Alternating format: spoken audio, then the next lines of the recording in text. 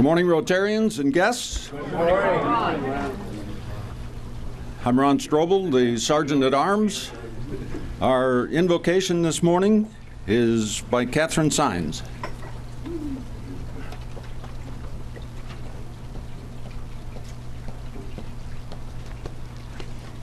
Good morning, Rotarians. Good morning. Please join me in prayer.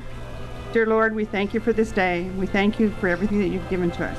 We pray that you will help us to remember the service above self, and we pray, Lord, that you'll help us to remember the community, the service to the community, and to grab opportunities that are available for us, and to remember that in your name is why we do things. And Lord, we pray that you will help us to be good friends and fellowship with our companions here and to do what's best. Amen. Amen. When I grow up, drunk and slow. Thank you, Catherine. That's Youth stay.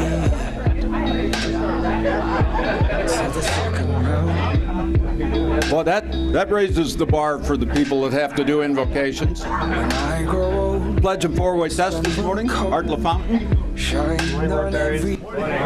Please join me in the pledge. I pledge allegiance to the flag of the United States of America and to the republic for which it stands, one nation, under God, indivisible, with liberty and justice for all. And the four-way test of the things we think, say, or do. First, is it the truth? Second, is it fair to all concerned? Third, will it build goodwill and better friendships? Fourth, will it be beneficial to all concerned? Thank you. Thank you, Art. And to lead us in song, Dick Pearsall. Oh, yeah. The music is off now, isn't it? We're going to sing You're a Grand Old Flag if there's no interference. You're a grand old flag, you're a high-flying flag, and forever in peace may you wave. You're the emblem of the land I love, the home of the free and the brave. Every heart beats true for the red, white, and blue, where there's never a boast or brag. But with old acquaintance begin, keep your eye on the grand old flag. You made it! Good job!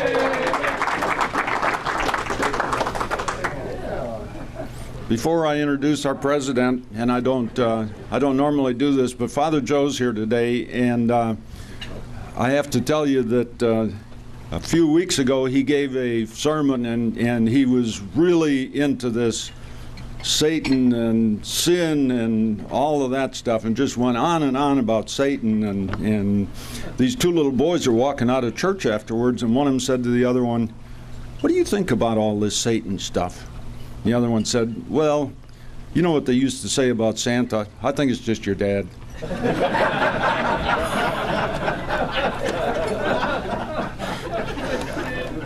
Now our president, Joe Avella.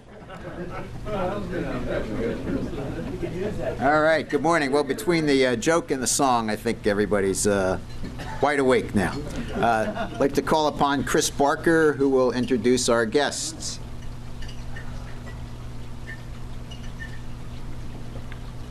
Good morning, Rotarians and guests. I'm going to call up a few Rotarians if they would like to come up and tell us a little bit about the guests that have joined us today.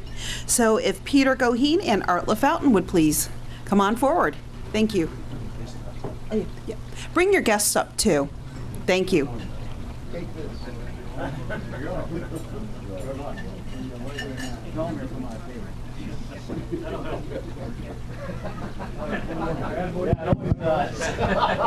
You'll never come back.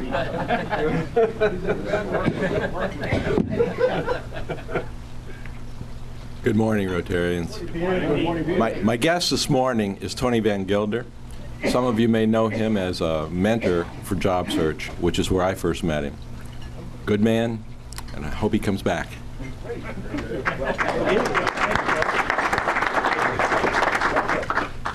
Good morning, everyone. I think most of you know my son, Matt, who I brought back again today. I think I finally have him convinced to sign on here, so hopefully this will be permanent. Thank you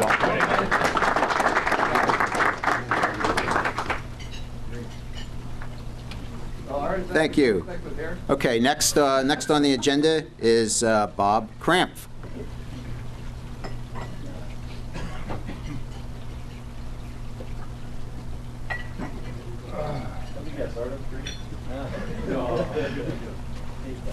I was way in the back. It takes me a while to get up here. This is the weekend. Art on the Green, our hot dog brat stand, Saturday and Sunday. Did you all get a note from me? Okay, so that was my main reminder. You know your times. If you don't, I can remind you today. Try to be there on time. And I talked to our setup crew. I think they're ready to go. And I think that's it. So see you on Saturday, and a few of you Friday night to set up. Friday afternoon, sorry. Thanks. Okay, thanks, Bob, and I understand it should be good weather this weekend. Next is Ed Sogan.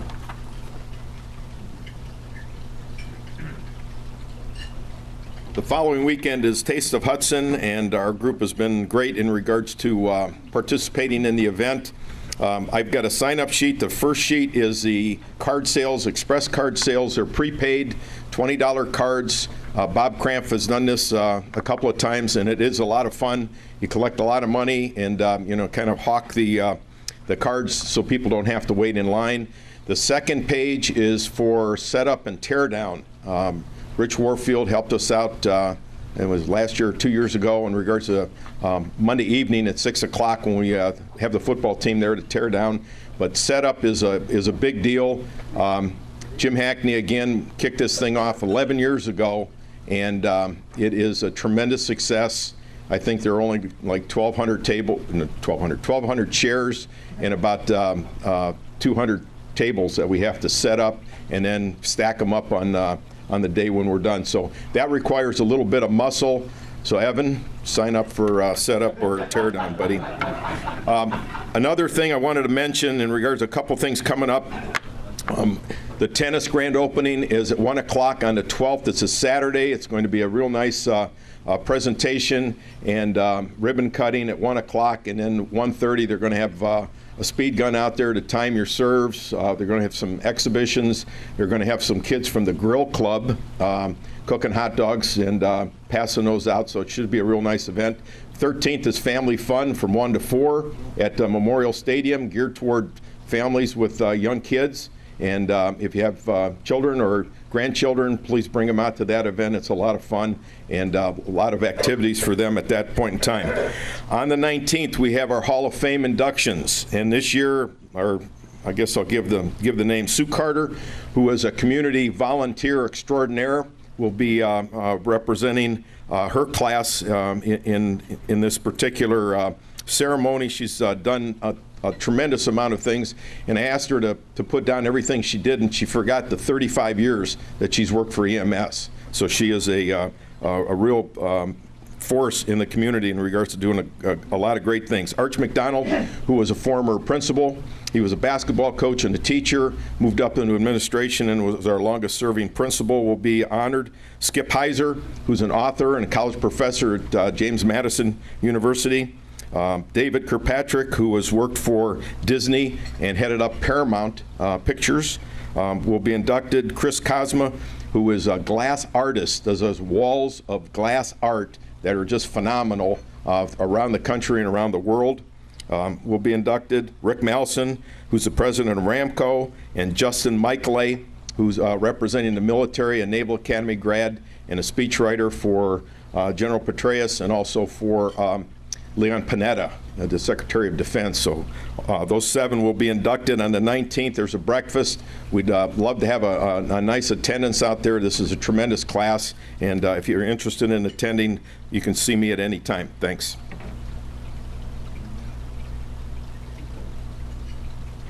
Good. Thank you, Ed. Last week, if you were not here, we had a little ceremony inducting Bob Hills as an honorary Rotarian. It was a very nice ceremony. We had many of the past presidents came up and helped us present that award.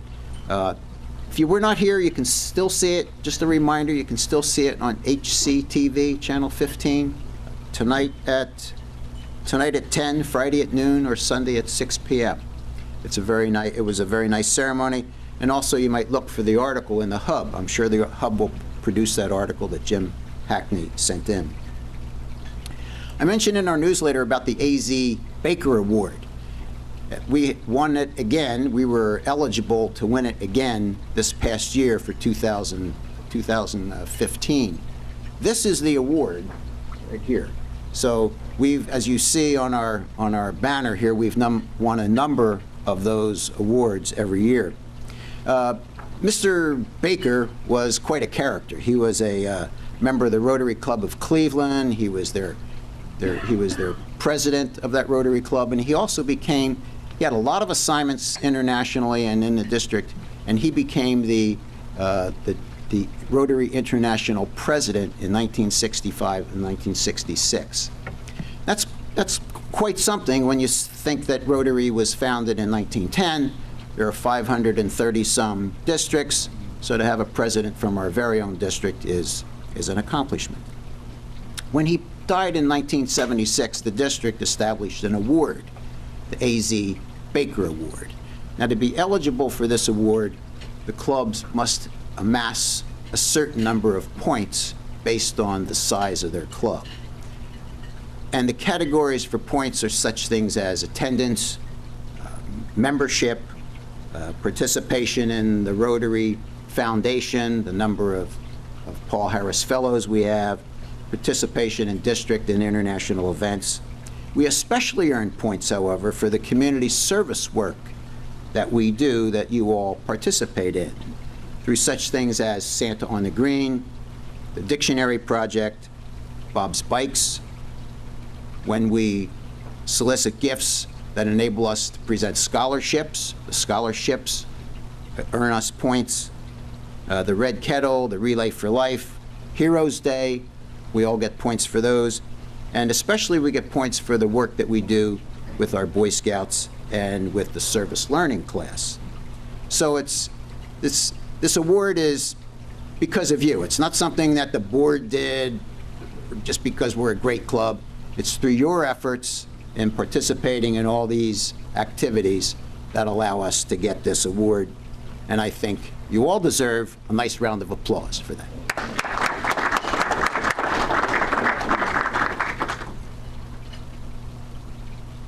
Okay, we're going to move right into our program, and I'd like to ask Ron Strobel to come up and introduce our speaker.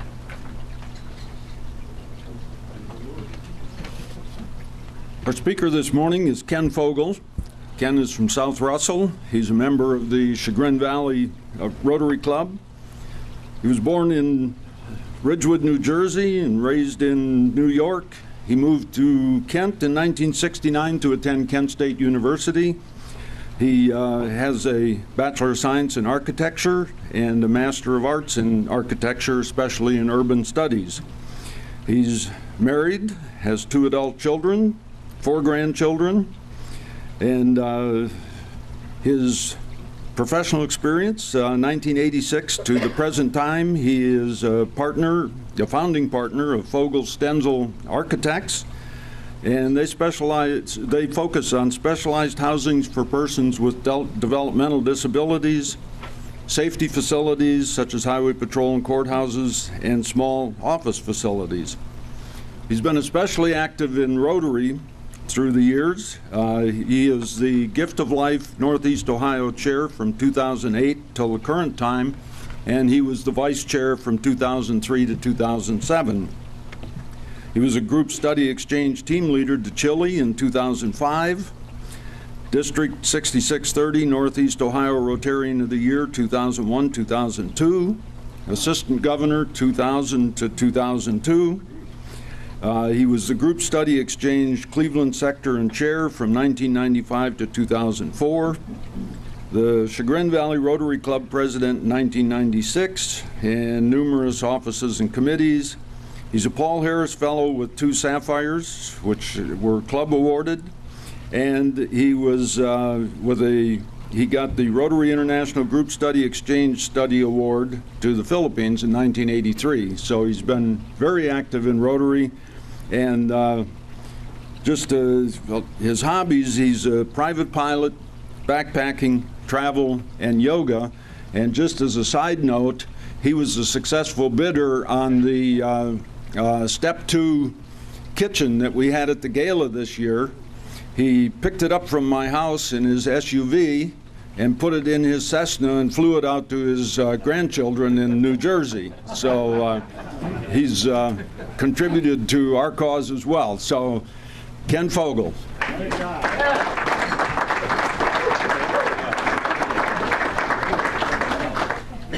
Gosh, I sound old in that. How'd that happen? I don't understand that. Good morning. It's always good to be back at the Hudson Club. I start with a little sadness that I just missed Jimmy this morning, that for the last 12, 15 years, he's been the primary person to keep Gift of Life connected to the Hudson Club, and always enjoyed him as the person that met me at the door. Miss that, and it's a loss for your club, I know, but it's a loss for all of Rotary. So anyhow, that's the wrong piece of equipment. Yeah. No, oh no, that's your website. Oh, okay. I will put up your video. All right, very good. I'm here primarily to update you because you've been involved so long. You've been participants since we began, when we were bringing children in one at a time into Rainbow Babies and Children's Hospitals for open heart surgery from all over the world. You were part of when we established our heart surgery center in Asyut, Egypt, which is functioning on its own now and completely operating autonomous of our input with the local Rotary there. At the president of the university, when we set up the surgery center there, was also the president of the Rotary Club, so they're well tied into that, so that helps very well. We are working and focused on children in Haiti, and we've been at your fundraisers for the last several years, sharing with you both the children and the doctors. We've had a couple kids there who have been in. And what I wanted to do this morning was to share with you a video we put together as we're going into our next round of vocational training team. And for those of you who aren't familiar with that, it's a Rotary program that kind of came out of Group Study Exchange, which you heard a little bit about just a few minutes ago. Group Study Exchange was pulled back and reevaluated with Rotary because of so much international connection now with internet and travel that everybody does on their own. It seemed to have not quite hit the target anymore. And when they restructured it into vocational training, the idea was to teach and train and equip people in the developing world and to do exchanges between developed and developing world Rotary groups to improve skill levels. And we saw that as a great opportunity, and past District Governor Bob Johnson wanted our district to get one of the first vocational training teams to be done after they piloted the project, and was anxious to go after that. So he connected with Gift of Life and with our program in Haiti and with Akron Children's. And what I'd like to do is show you the video we're using right now to go to round 2 of vocational training. If you could put that one up. It's about a 9-minute video, and some of it will be very familiar to you, others may be new, so we'll get a chance to listen and watch.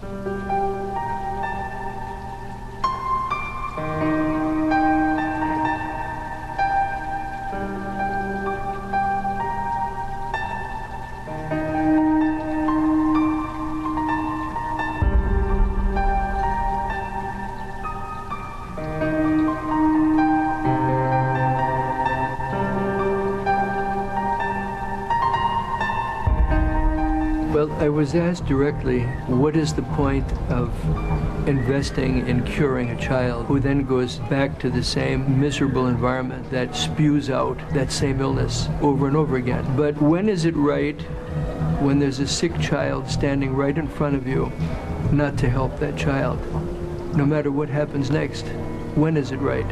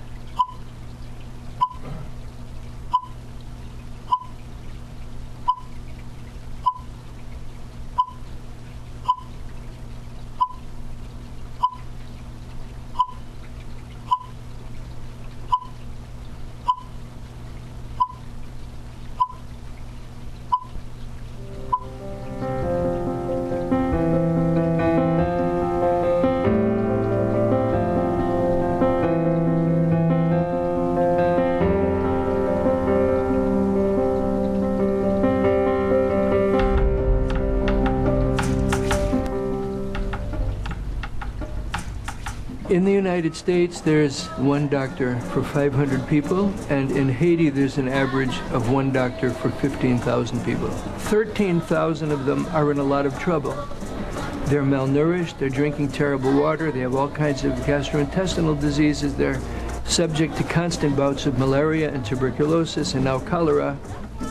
There's no state agency that's going to help them, there's no welfare that's going to help them. It's just you and them and the bad news.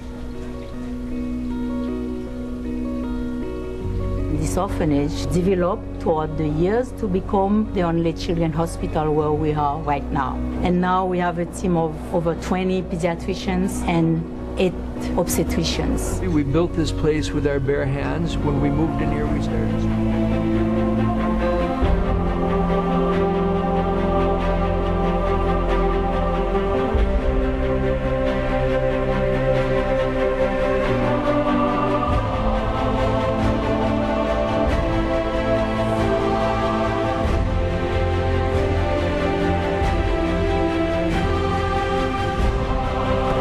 Kemp gave me a call out of the blue in 2010, I believe it was, and he had asked me about Gift of Life Northeast Ohio and told me of his involvement in Haiti and asked if we could help him. Once we had spoken, I had said to Jeff the first thing I wanted to do was make sure his hospital was fully supportive of us sponsoring children in for heart surgery.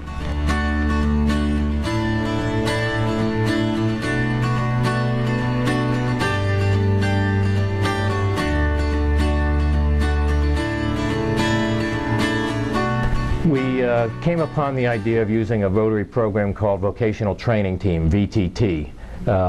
Bob Johnson, as district governor, wanted the opportunity to do the first vocational training team in our Northeast Ohio region, and he called me and said, is there any way we can partner with Gift of Life and do a vocational training team? And I was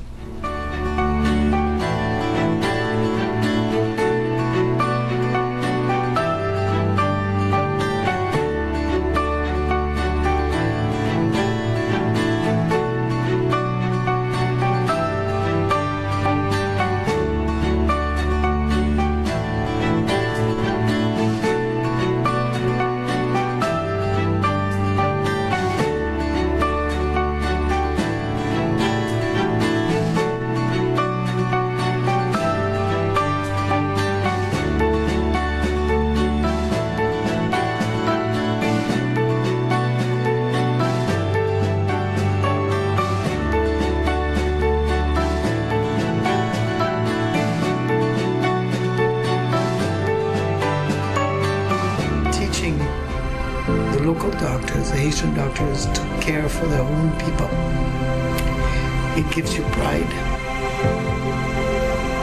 I think it's a perfect way to develop better Rotary relationships around the world and have a greater impact on other people's lives.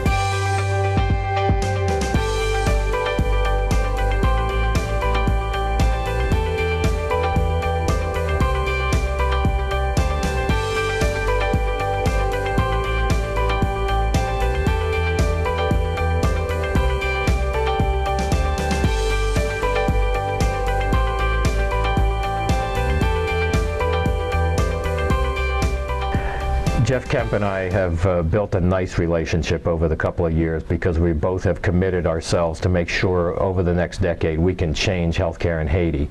And one of the delightful comments that Jeff made that I loved hearing was, he said, wouldn't it be great if we get to the point where Rotary International is so sick of hearing from all the Rotary clubs around the country about wanting to do something for Haiti, if we get one Rotary club and then the next Rotary club and then our district and then another district and the districts around the country working on this problem in Haiti, we can change the quality of life there, we can change the quality of health care, and we can do that to the point where Rotary International doesn't want to fund Haiti anymore because they don't need it.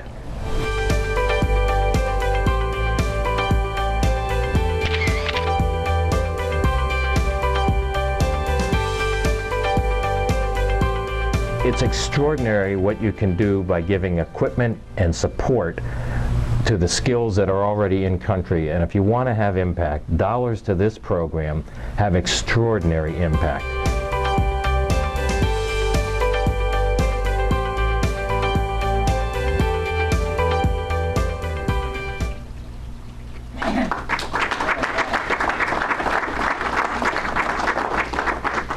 it's incredible what you've done. I get chills every time I see it.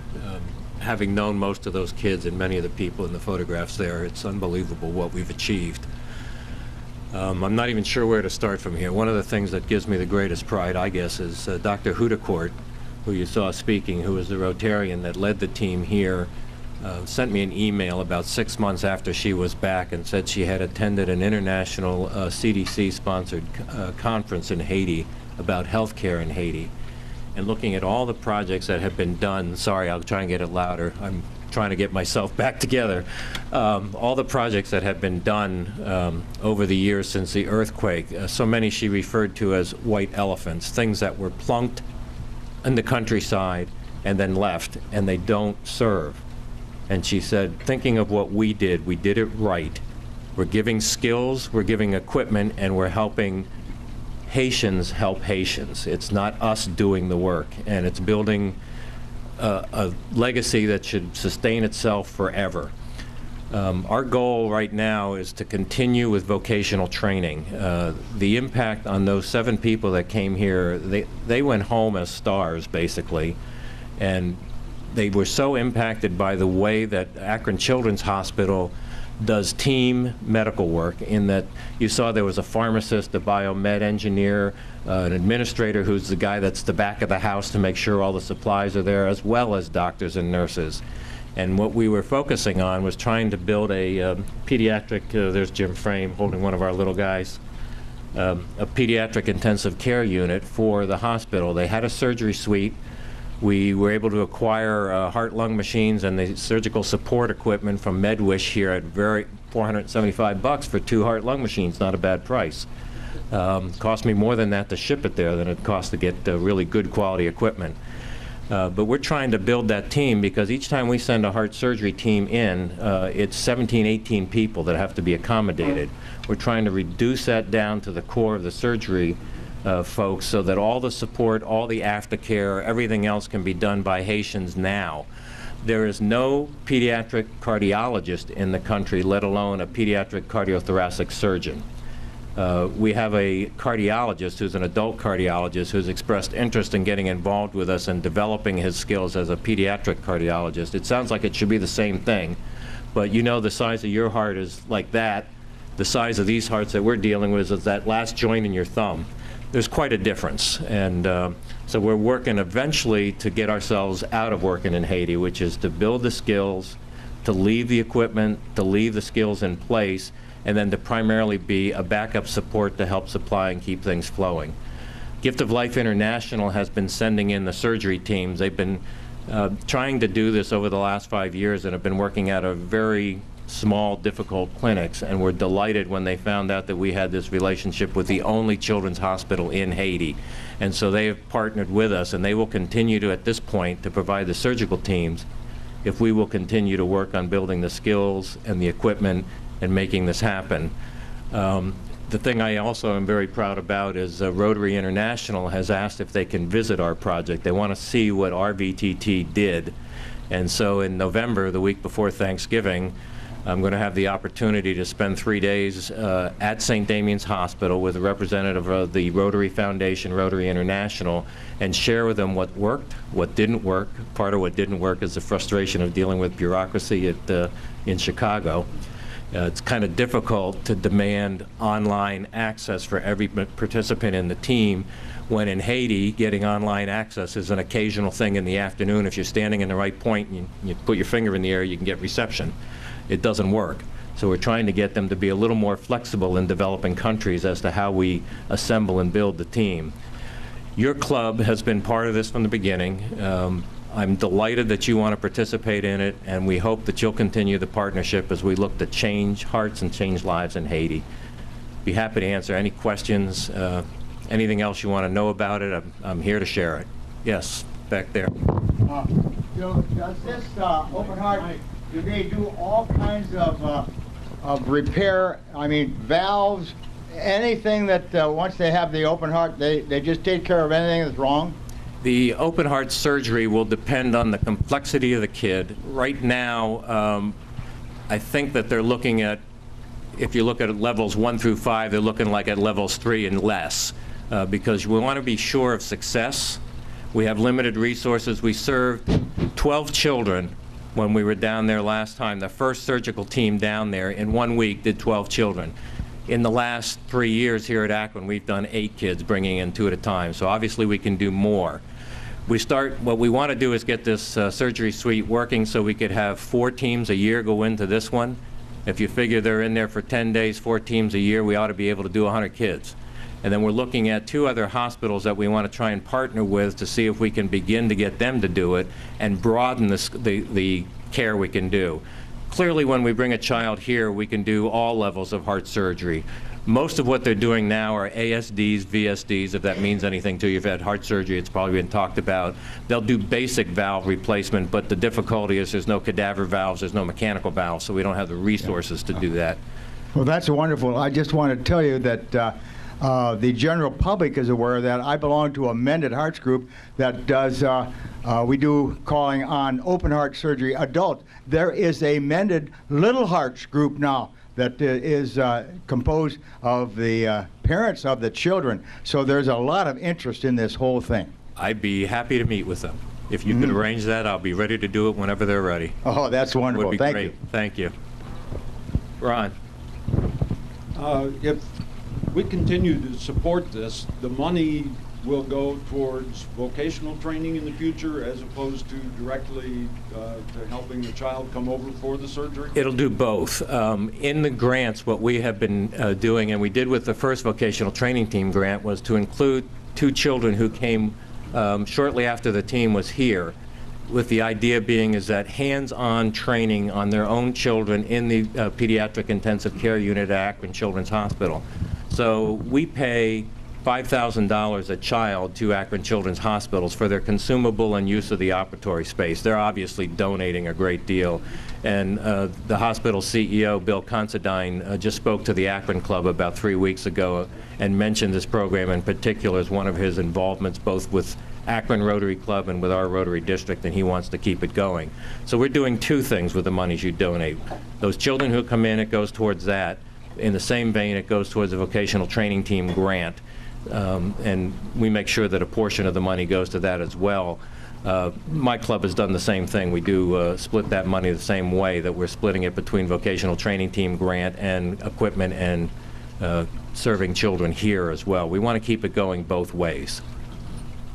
Does that answer it? Are you actually wanting to build a hospital, or are you just working with that other hospital? We're trying to work with the resources in place. You saw Dr. Frechette there speaking, and he, as a 20-year-old minister, father, went to Haiti to run a small little boys' orphanage. He now has the orphanage, a children's hospital, an orthopedic hospital, an adult hospital, a bread factory, a pasta factory, a fish farm, an agricultural farm, a metalworking company, a preschool, a grade school, a high school. He's unbelievable. He's got like 12 blocks in the city of Port-au-Prince. So we want to use that resource. He's extraordinary. And what he has is everything is being run by Haitians. Many of them are children who grew up through his orphanage and are just committed to Haiti. So we're assured those skills that we help develop won't go elsewhere for earning greater bucks in the U.S. They'll stay in Haiti. So no, we're not looking to build a hospital. We're looking to work with the resources in place, and we're looking to Dr. Gautier, who you heard speaking there, to guide us on what she needs, what she wants, what will make her more successful, and then who we can partner with to broaden beyond St. Damian's. So we're looking to equip and to teach within the resources available. If part of it involves improving buildings, we'll do that, but the capital doesn't seem to be the big driver, at least for St. Damian's right now. Is this, how much money are you looking for? Oh, $1.6 million would help a lot. Okay. Seriously, $1.6 million? Yeah. Generally, what we're doing is we're looking at the latest vocational training team grant. We would like to be about $100,000. And we're looking to bring in at least 7 people again and do the exchange that we did with Akron Children's. But we also want to broaden the equipment base to help the emergency room deal better with what comes in there on the trauma cases, but also to continue to improve with the monitors that are needed for the PICU for the post-care that can be done totally by the Haitian team. So it's equipment and training is really what our focus is, not bricks and mortar so much. As an architect, that's a sacrilege, but that's what we do. Ken, thank you. So you mentioned 1.6 million. Can you? 6 million. For 1.6? Oh, I was being facetious. Okay. Well, that was That's my answer my to all question. questions on money. It's $1.6 million. That'll cover us. But no, it's generally what we're doing is using multiple Rotary Club donations. So you saw, for example, in that we raised $15,000 on the last one from local clubs above and beyond what Gift of Life and you guys gave to Gift of Life put in, and then matched that with district money, and then match that with Rotary International Foundation money. So you leverage 15,000 into 70,000 basically is what we did. We want to do 100,000 this time, and past Governor Johnson is out raising money among clubs right now like I'm doing right now. So yeah, $1.6 million would be helpful, but I don't think that's something I'm asking from a club. It's just a number I threw out. Very facetious, very sarcastic, sorry. No, definitely, but to that point, I'm just thinking big picture. What would be a number or a length of time that you think Haiti will be able to sustain their children's heart surgery? When we started, we had hoped within 5 to 10 years to have a surgical suite functioning. We did that in 2. And it's extraordinary because of the local Rotary and the local hospital just enveloping what we're doing because it's helping them. My goal still would be, in looking at a 10-year picture, would be to have St. Damian's capable in 10 years to do this on their own with a visiting surgeon. I don't think we'll have a surgeon within that time frame. And the only other measure I can use is in the work we did in Nicaragua, in which we were a small player in. It took 5 years of a group out of Memphis, Tennessee that had permanently positioned a heart surgeon in Nicaragua, training an adult heart surgeon in pediatric heart surgery before they were able to sustain themselves on their own. And our contribution was primarily money to help them to build a administrative marketing team, so to speak, to raise their own monies. They now do 70 kids a year on their own, one hospital, Managua. For their country, that makes a huge dent. Here we're figuring if we could get to the point where we can do 200 children a year, we can cover the children born with congenital heart defects in Haiti. And the more skill that we build at St. Damian's, the more that will spread out to other hospitals, because those skills will be in demand of Haitians providing for Haitians. One of the big, you ask about hospitals, one of the big hospitals that was built down there was a combination of the Clinton Initiative and Partners in Health, and it's Mirebalais Hospital, and we set up to partner with them right in the beginning that we were going to be one surgery center, they were going to be another. Ours is functioning. They're still talking about theirs. You know, we have no bureaucracy. We have just Rotarians who say, let's get it done, and we do it. In that case, they have multiple millions of dollars, beautiful new white hospital up on the hill. People want to go to St. Damian's. They want Haitians. They want to be worked with their own people. They want to trust who they're working with and know who they're working with and know the families. So 10 years, I think we'll be in a position where they're functioning where they just need the surgeon and his scrub nurse. Ken, were you suggesting then that at like 10 years that they'll have their own administrative fundraising? Yes. Yes. Abilities, and then you'll be able to move on to something else. We will move on. My guess is that we'll stay involved in terms of covering the cost of visiting surgeons until they can find that person. And it's not everybody that can be a pediatric cardiothoracic surgeon. There's like 150 of them in the world. But yes, we will move on. Much as we did, we started with Egypt, where they had extraordinarily deep skills, had a lot of trained pediatric cardiothoracic surgeons. If you remember, they had 5 surgeons. I think I came here and told you about the 5 Ahmeds. They all were named Ahmed. But they didn't have a surgery suite. They didn't have the equipment. They had a hospital that they could work out of, but it was all geared to adults. So we helped set up the equipment. They had the skills. We don't even, I exchange emails. We do nothing with them anymore. They're doing 300 kids a year on their own, not with us. Nicaragua, 70 kids on their own, not with us. Haiti is a very difficult place. My first comment to Dr. Considine is, why Haiti? It's a basket case. And he said, because we have the relationship and they have the need, we can help. So. Any follow-up information on those first kids who got the surgery? You saw the children with the red shirts on? All the kids that have come here got follow-up visits by the surgical team that went in the spring. All of them are doing great. The girl that you saw with the curls hair that's absolutely gorgeous is the same little girl that's on the cover of the stuff that I've left around here. Kimsey is one of those personalities. That little girl at 5 years old was a 100-year-old soul. She was unbelievable. And she is cute as can be, and I think she'll be our poster child forever. So yeah, all 8 of them, I think it is, are doing great. And Jeff Kemp saw them all. He sees them all regularly each time he goes down. He's probably down 4 times a year. Akron Children's is so committed to this. They've been wonderful to work with. They're extraordinary. Question on aftercare. How it's got to be important, but how difficult is it to get adequate aftercare? Extremely difficult because of the logistics of Haiti. It's, you know, when I traveled to Mirebalais Hospital, I'm looking at the map and thinking, well, there's 30 minutes. And 5 hours later, we were there. I mean, it's the transportation, the roads, the communication are very difficult. But what St. Damien's has done and what the Haitian doctors have done is impress upon the parents the critical nature of the follow-up and the critical nature of there's certain drugs that have to follow for a period of time until everything is stabilized. But once, for most children with congenital heart defects, one surgery, one period of follow-up, and they're good to go. They're a normal kid after that. So most of the kids that we deal with, once they're up and running, and they are running, they're on their own and they do pretty good. Jeff Kemp has asked that the Haitian team continue to follow up, and we're trying to do a multiple-year follow-up just to see how they're doing, how they're growing. Our sense is that the impact on these kids in terms of their sense of what their lives are worth and valued, and this connection with Haitians who are so successful in the medical field should help them look to a future that's different than most Haitian children look to right now. Our goal eventually is to change healthcare in Haiti, and I think we'll do it. Anything else? Your club has been wonderful.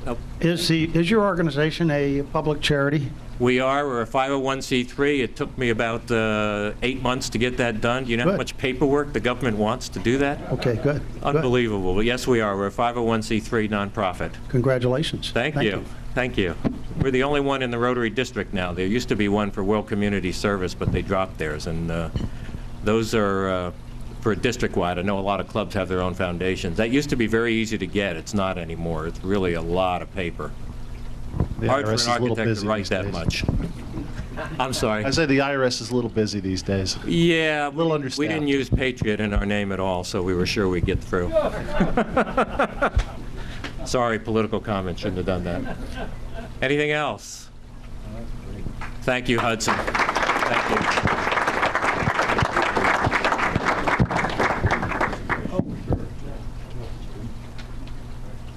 This is the part that's best. The big check. We always like the big check. We'll do another one just to make sure. Just in case. You got a smile.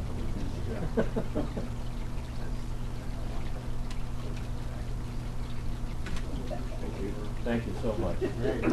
Thank you. Thanks, Rotary.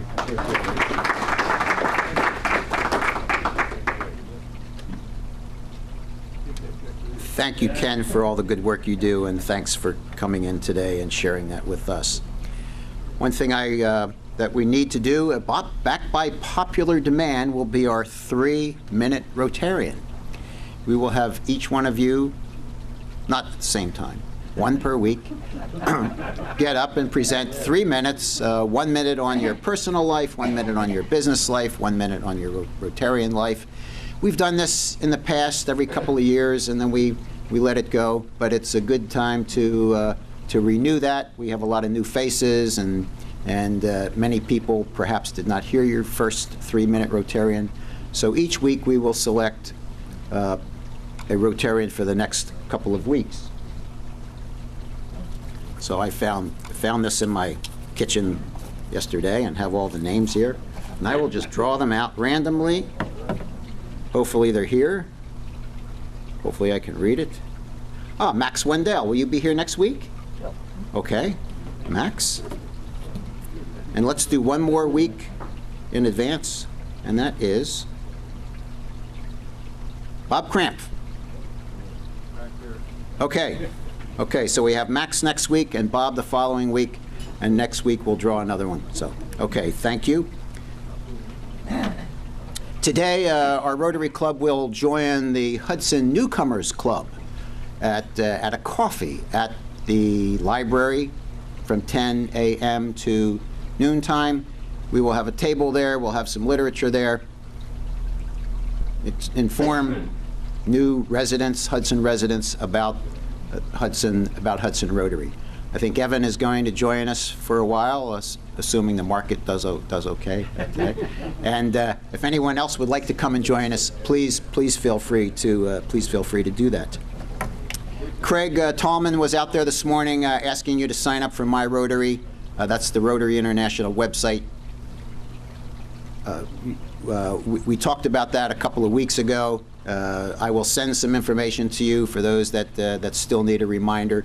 But Rotary would like as many Rotarians to sign up for that website as possible. You will not be solicited or get emails from Rotary International, so don't feel that you will. But it's a valuable website. Next week's meeting, we will have Leslie Younger here. Leslie is the president of Electric Impulse Communications in Akron.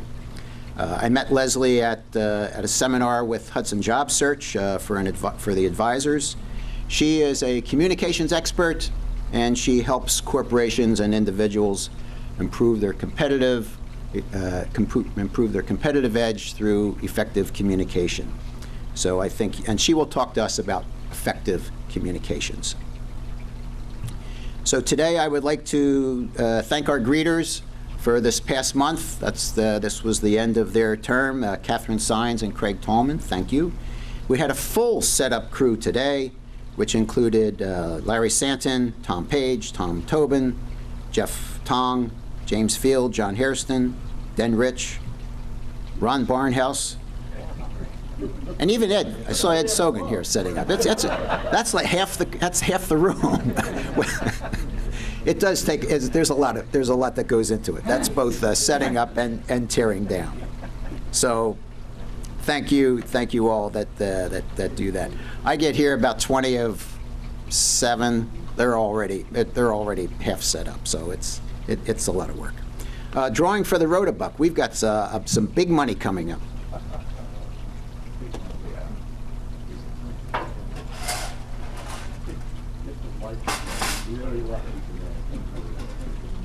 Okay, today's payout is $21, and the jackpot is $673. It doesn't often get that high, so these are big numbers coming up. I will let Ken draw the winning ticket.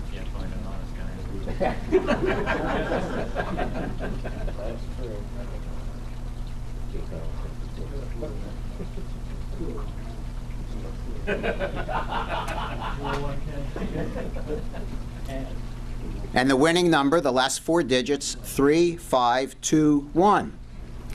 3521. Dan Williams. I should have the accounting firm to check that. Okay, you got it. Okay, it's your $21. Thank you. Got the black marble. Retired.